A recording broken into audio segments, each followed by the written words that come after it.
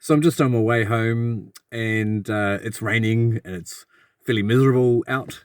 And I was sent a link to a story about plastics, microplastics, sort of ending up in the Arctic. And of course, there's a fair bit of research about that these days, about it turning up in the Arctic ice and Rocky Mountains and the rain. And the fact is that the stuff is, because it doesn't, of course, go away, but breaks down into smaller particles. It's in our air, it's in our water, it's in our food, and we eat about a credit card worth of this stuff every year now. And there's been a lot of medical research coming out more and more these days. You know, now it links plastics as an endocrine disruptor, which essentially links it to cancer. And there was one I was just reading about and heard about a week or two ago, which was a longitudinal study out of Australia, which for 7 years, which links it to diabetes. Hurrah!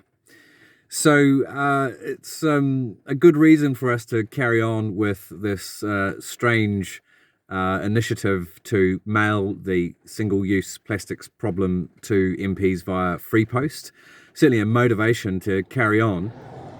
The problem is only going to get worse for a period of time, but we need to get this stuff out of the economy, out of our environment as soon as we possibly can. I don't know about you, but I think I'd rather live in a slightly less convenient world, maybe one that brings me down like it does on awful grey, rainy days like this, but certainly a cleaner and healthier one.